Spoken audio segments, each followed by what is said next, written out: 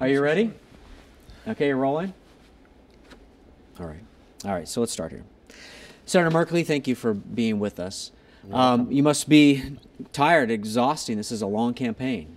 The campaigns are very long, and I'm sure all the candidates will be relieved when November 4th gets here. Tell the people at home what the primary difference is between you and Monica Webby. Well, the primary difference is between Monica Webby's position in favor of the Koch brothers' agenda, these out-of-state oil and coal billionaires, and my agenda fighting for working Oregonians. As we know, the Koch brothers came into our state. They sent several $1 million because they considered her to be a good investment. And why so? Because the top item that she concurred with was to gut the Clean Air Act to allow more pollution from coal-fired power plants, something that they have a big stake in. A second agenda item was to make it cheaper and easier to ship our jobs overseas. A third was to restore the Bush tax cuts for the wealthiest Americans, which would have done enormous damage to our national budget, our national deficit. These are not Oregon values. I'm over here fighting for investments in infrastructure, which create good jobs today and a stronger economy in the future. Strong investment in education, so there is a real opportunity for every single child, whether they're the child of a CEO or a son or daughter of a mill worker or mechanic, as I am. So I take it very personally, the vision of opportunity for everyone in our society. When I listened to Senator Wyden endorse you a few weeks ago, he brought up that the things that you've done in Washington don't make a lot of headlines. I think that if I went out on the street and asked people to name something you have done in office, they couldn't do it. Do you think that's a problem? Well, certainly the fact is you get more done if you're more interested in actually doing good policy than politicizing it. And indeed, the first fight I took on actually did get a lot of publicity, which was taking on Wall Street and ending the Wall Street casino, in which the big banks were operating as taxpayer-subsidized hedge funds. That's the Volcker Rule. The Volcker Rule sounds like some arcane accounting principle, but it's really about the big banks no longer being able to run a casino that endangers our entire economy, instead of having to direct their assets and their deposits back into loans that serve ordinary Americans and American businesses. Or similarly, taking on the mortgage industry to end the teaser rate subprime mortgages that were damaging millions of American families, turning home ownership into a predatory activity rather than a wealth building activity for the middle class. So those are big battles, big victories that make a big difference in terms of the future of our middle class families. Do you think people really know who you are, though? Well, certainly, hopefully over time, they're discovering that. Okay. Looking at your voting record, Monica Webby has tried to paint you as a Washington insider. And it appears she's right. OpenCongress.org says you have a voting similarity with the Democratic Party of 94%. GovTrack quantifies you as a far-left Democrat on the ideology score. Says you're the fourth most progressive in all of the Senate, that you're far left. So you're basically voting lockstep with your party. Are you not an independent thinker? Well, actually, what those statistics mean is that I'm willing to take on the powerful on behalf of working families. I took on the tobacco companies over their effort to create new products to addict our children to dissolved tobacco. I was willing to take on Wall Street. I was willing to take on the mortgage industry. Not only did I take them on, I won, which makes them very concerned and very hopeful of replacing me with someone more sympathetic to Wall Street, more sympathetic to the tobacco companies and the powerful. But let me tell you, those industries I'm referring to have done enormous damage to American families. We are losing living wage jobs. We are losing them overseas. We are losing them because of the concentration of wealth. If the middle class doesn't have dollars with which to buy things, then companies aren't going to make more items. The economy is propelled by the prosperity of the middle class, and when you suck that away through these policies pursued by these powerful special interests, you do enormous damage. I'm going to fight against that. You criticize Monica Webby for being controlled by the Koch brothers' influences. If you look at this voting record, it looks like you're controlled by the Democratic Party. Well, I've taken on the Democratic Party when they're wrong. I took on the president over his idea of chain CPI, which would degrade the purchasing power of Social Security. I took on the president over his initial plan to attack Syria without a framework of authorization from Congress. I took on the president over his nominee to the Federal Reserve Board, Larry Summers, because of Larry Summers' deep connections that worked against having consumer protection practices and in favor of Wall Street. And by the way, I won that battle. That's why Janet Yellen is head of the Federal Reserve. I took on my own leadership over the rules of the Senate, which have resulted in poisonous partisanship and difficult paralysis. And the first major rule change in 39 years occurred this last November. And that rule change has enabled, finally, to rebalance the co-equal branches of government. You cannot have the constitutional vision of co-equal branches and have a minority of one branch systematically undermining the other two branches. And by changing the way that we addressed our advice and consent responsibility to be consistent with the constitutional vision, well, it was a big victory, but I had to take on my own leadership back in January of 2013 to push that forward. Let's talk Obamacare. Tell me what's wrong with Obamacare. Well, certainly the website is a debacle. All we ever needed in the website at its simplest was a spreadsheet to compare policies and an electronic form that you could send in with appropriate data protection. Now that's not rocket science. And after Oracle had billed the state more than $100 million, they still couldn't produce a working website. So that's a debacle. But here's the other side of that coin. Despite the failure of the website and that people had to apply by paper and by fax machine, more than 500,000 Oregonians have applied. And at least 300,000 plus of those are folks who did not have insurance a year ago. That's a tremendous number of families who had the insecurity a year ago that's been replaced by the security of being able to afford health care. You know, a woman came up to me at an MS walk, multiple sclerosis fundraiser. She said, "Senator, things are so different this year." I said, "How so?" She said, "A year ago, if you got an MS diagnosis and you didn't have insurance, you were now locked out of the healthcare system because you had a pre-existing condition and you couldn't get insurance." And she said, "And if you had insurance, you might have had a lifetime limit because it's an expensive and mysterious disease. You might run out of your insurance in short order, and then you were also locked out." She said, "This year now, we have the peace of mind of being able to access quality health care that we need for this mysterious and complicated disease." And she said that's an incredible improvement. I also hear from people who are upset because they say they're now paying more for their insurance that they did. I have a friend who's, I believe it's gone up 4 times the amount that she was paying. Very upset, very frustrated, gone through the system trying to find insurance that was comparable and can't. Are there other fixes that need to happen? Well, one of the things we need to do is to take on the shortage of doctors and other medical professions because here's what's happening, and this is independent of the ACA, but it's part of the healthcare puzzle, is we have a tremendous number of baby boom doctors who are retiring, and we need to train a lot more to replace them. Not only are the doctors retiring, but at the same time, baby boomers need more health care. So you have an increase in demand, right. You have a drop in supply. That imbalance is a big problem in our healthcare system. And another key problem is that the drugs that we purchase through Medicare are not negotiated. The price is not negotiated. That's a huge mistake. The Veterans Administration negotiates the price of drugs, and for the top 10 drugs that Medicare provides, Veterans Administration pays about half what Medicare does. That operates as a huge tax on our American system of health care for our seniors, and we could put those funds to far, far better use. Well, we hear from doctors who won't take Medicare and Medicaid patients because they can't make any money off of it. How do you balance that? And certainly what we're seeing is that as the demand rises and there's fewer doctors, they can fill their entire schedule now with whatever group pays the highest amount. So this is tied into the shortage of doctors and healthcare professionals. Let's talk Iraq, ISIS. Where do we go from here? Well, certainly ISIS is a terrible terrorist organization. They're sweeping across parts of Iraq, and we can help certain groups within Iraq resist them, slow them down. And those groups include the Kurds in the Kurdish Autonomous Zone. Those folks are very well organized. They're very determined to defend their turf, but they had some initial setbacks.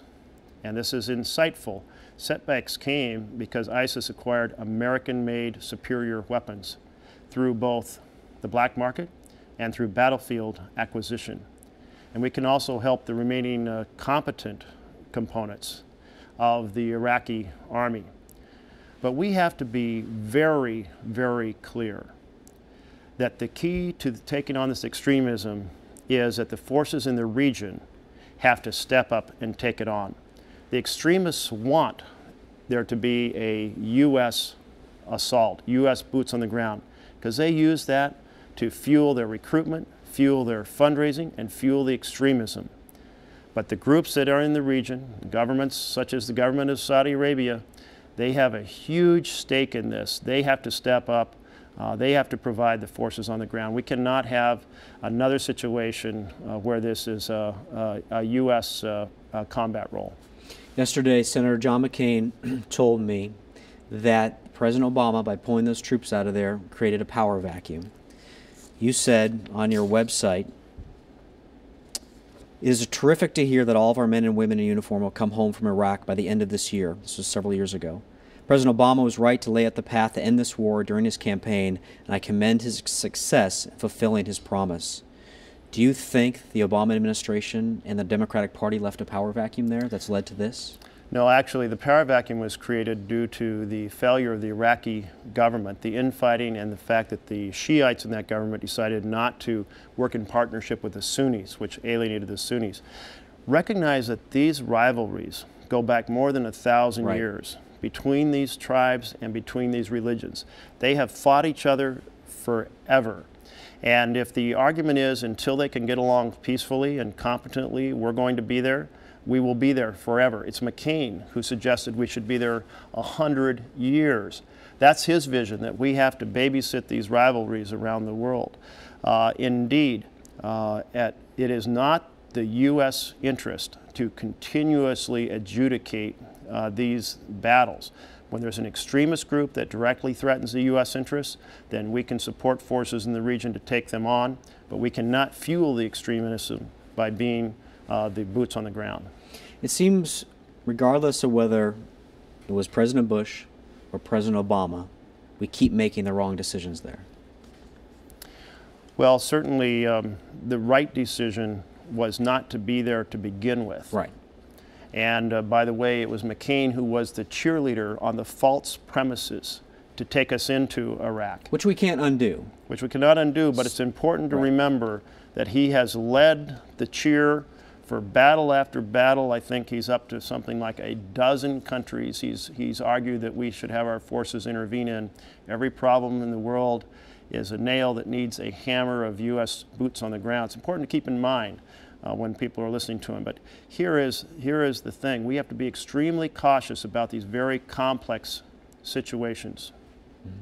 Let's talk marijuana legalization. Where are you on that? Well, I am neutral on the initiative. I think the Oregon voters are going to look at Colorado, they're going to look at Washington, they're going to decide if it's right for our state, just as they decided on medical marijuana. If they decide it's right for a state, then I'm going to fight to defend what Oregonians decide with the federal government. That's what I've done with medical marijuana, and that's what I do in this instance. Isn't it your job to have an opinion, though? No, it's actually not. This is a state initiative, and our system of government, it goes to the citizens to try to decide the pros and cons and weigh in and see if they want it. This is direct democracy. They're going to make their decision, and I'm going to back them up. But legalization's in opposition to federal law, so you should have an opinion, correct? Well, there certainly is an emerging dynamic, but also this happened with medical marijuana. In the marijuana world, there is, on occasion, diversions of large amounts of bulk marijuana into a black market. That's something the federal government should be concerned about. They should be concerned about gang activity. But in terms of whether Oregon says that we think our citizens should have medicinal access to marijuana in this regulated fashion, I think the federal government needs to stay out of that.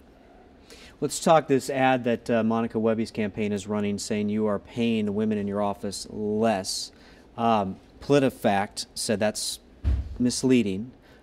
By their calculations, women make 97% of what a man does, so it's 3% less. Is that true? Well, in some categories, women make more, in some they make slightly less. It balances out. What PolitiFact said is that her assertion is false. Right, she used incomplete numbers, cherry-picked the numbers. She cherry-picked the numbers. Right. And to base such an attack by cherry-picking numbers is irresponsible. And she really does owe the state an apology for that. Now, she's taken, well, she hasn't taken money. Well, the Koch brothers have run ads on behalf of her, but you are taking money also from people outside the state. Well, should you swear that off, say no thank you? Here's the thing. There is no out-of-state interest coming in to run a third-party campaign on my behalf. My donations are regulated by McCain-Feingold. Individual can only give, and I say only, it's still a large amount by any calculation, which is $2,600 in the general election. That's a lot of money for sure, but it's not $2.8 million, which is what the Koch brothers, the PAC, is paying for advertising. Which is what she's paying just for the television time. And if you include their web activity, which we don't know the exact number because they don't have to disclose it, we don't know what they've paid consultants, but you can imagine that it's possible the Koch brothers put in $5 million to her campaign. That's a long ways from $2,600, and that's a very corrupting and corrosive impact. And I must say there's two things that bother me about it. The first is that my opponent welcomed this type of corrosive and corrupting element into our state. And the second thing that I'm concerned about is she signed on to their entire agenda. And that agenda is so against the Oregon values, so against the workers of our state.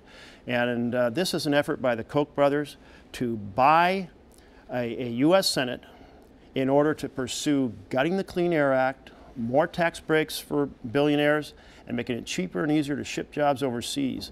And I want to do the reverse. I want to bring those jobs home. I support a bill called the Bring Jobs Home Act that shuts down the loophole that subsidizes offshore factories.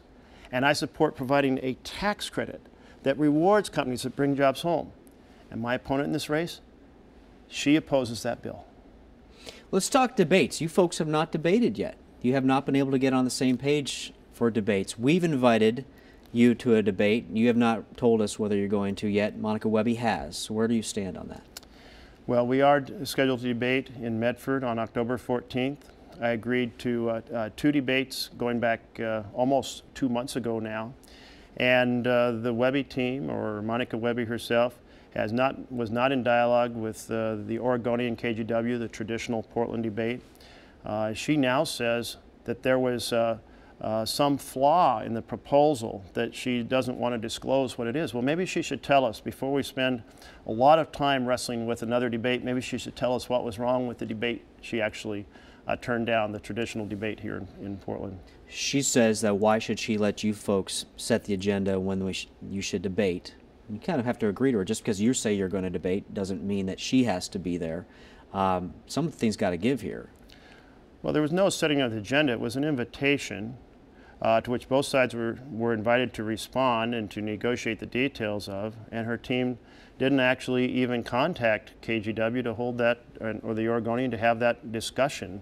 And meanwhile, just last Saturday, she ducked out on a joint appearance with Willamette Week. It was scheduled on a Saturday morning at her request, and she did not show up.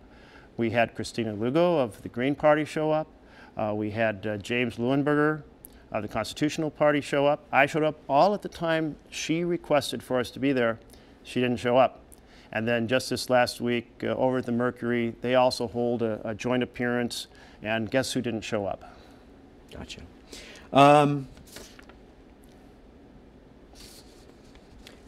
Stacey Addison is the veterinarian who is stuck in East Timor, and her office and KOIN have reached out to you folks, and you folks said you would try to do something. Where does that stand? Have you made any progress?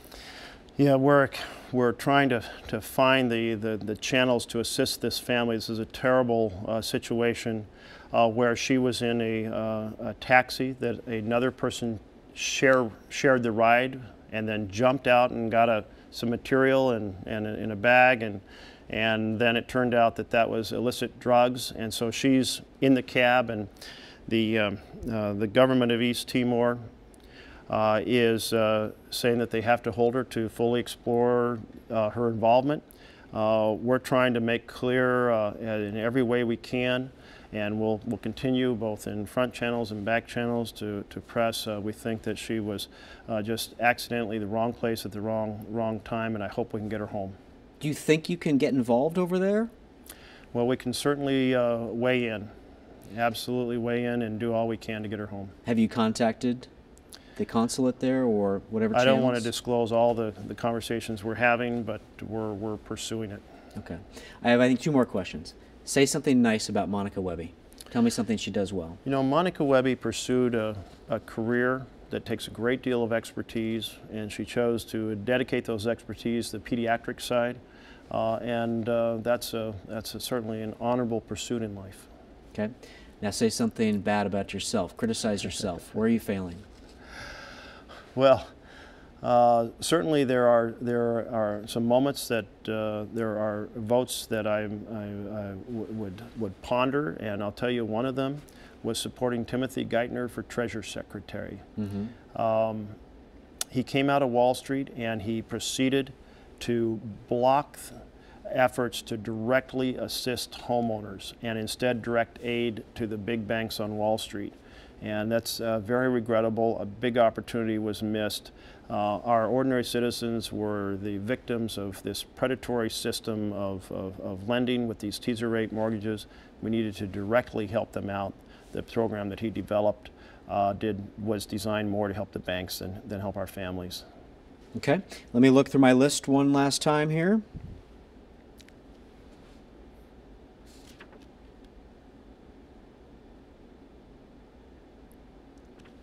I think we're good. Senators, anything you want to add? Well, just simply that it is an honor to serve in the U.S. Senate and to be in this conversation with voters about what they want in the next round.